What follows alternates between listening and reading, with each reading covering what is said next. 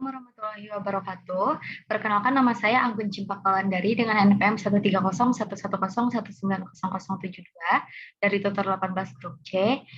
Hari ini saya akan menjelaskan prosedur terkait pemeriksaan payudara atau breast examination, physical examination-nya. Baik dok, untuk sebelumnya saya sudah melakukan anamnesis ke pasien dan kemungkinan pasien ini dari dugaan saya terdapat perbesaran dari kelenjar limfa. Dan di sini saya akan mempraktekkan terkait prosedurnya. Untuk yang pertama-tama, di sini saya inform consent dulu kepada pasien.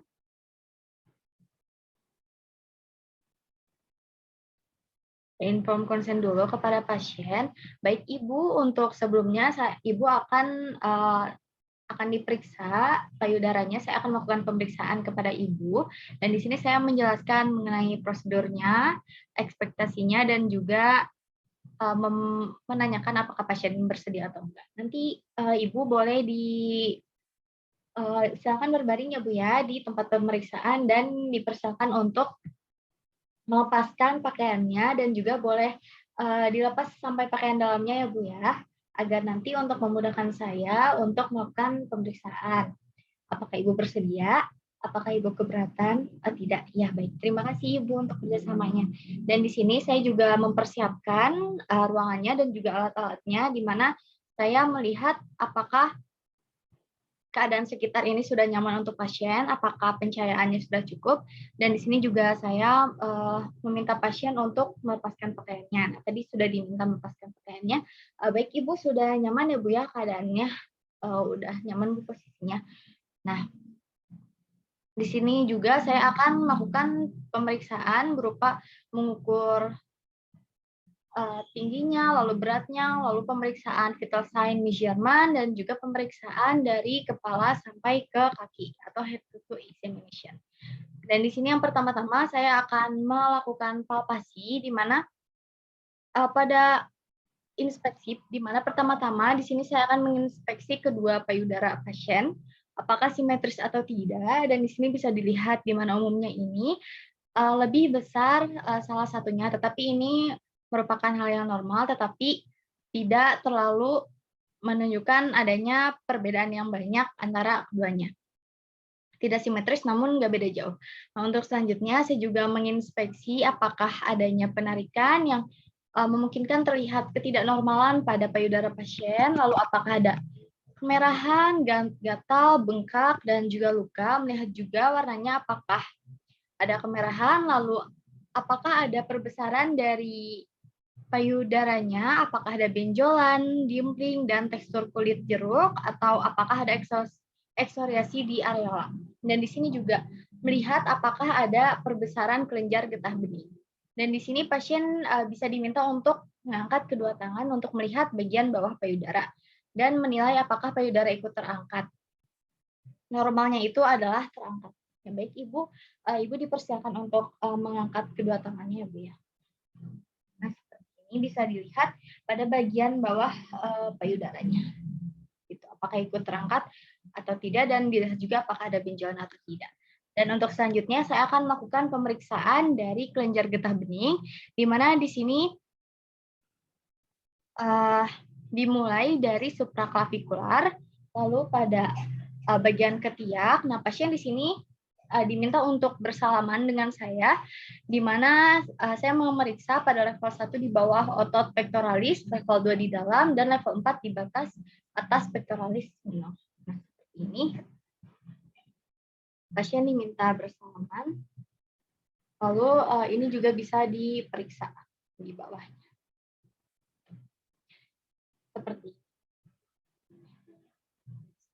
Dan bisa diperiksa di bagian supraklavikular. Ini diperiksa yang kiri dan kanan dari atas ke bawah. Nah, setelah itu saya akan menilai apabila ada perbesaran kelenjar getah bening, melihat apakah konsistensinya padat atau tidak, lalu ukurannya, mobilitas, dan apakah ada nyeri tekan atau tidak.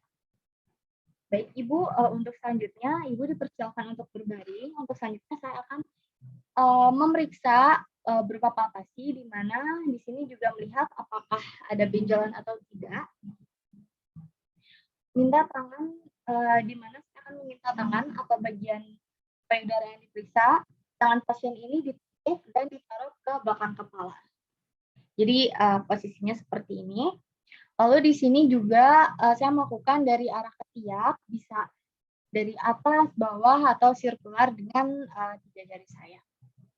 Dan di sini juga terdapat perbatasan-perbatasan, di mana perbatasannya ini dari area pinggir atau garis aksial, lalu di bawah BH. Lalu di sini juga ada dari atau mid aksilari, lalu atau garis intraaksilari, lalu di bagian atasnya itu ada supraklavikular dan bagian tengahnya itu ada sternum. Nah, itu merupakan batasan-batasan yang sekiranya saya juga dapat memeriksa dan mengetahui apakah ada benjolan di dalam batasan-batasan itu yang membatasi. Nah, di sini memeriksanya bisa dengan 3 jari dan melihat apakah ada massa tumor yang teraba. Bila ada bisa dinilai jumlah, lokasi, ukuran, konsistensinya bagaimana, permukaannya, bentuknya, dan batas tumor, apakah terfiksasi dengan jaringan sekitar atau ada nyeri tekan atau tidak. Dan di sini yang biasanya digunakan itu untuk pemeriksaannya ada 3 jenis yang umumnya. Yang pertama adalah dari bagian atas ke bawah. Nah, seperti ini. Nah, ini maaf dok, ceritanya ini adalah areola dari pasien. Nah, ini bisa diperiksa dari bawah atau secara melingkar dari area dalam ke area luar, dari area puting ke area luar, atau bisa juga sirkular dari area luar ke area areola, dari luar ke dalam. Pada umumnya pemeriksaan ini bisa digunakan ketiga-tiganya. Tidak ada masalah, yang penting di sini dapat dilihat dan teraba seluruh batasan dan juga seluruh payudara pasien. Tidak ada yang tertinggal.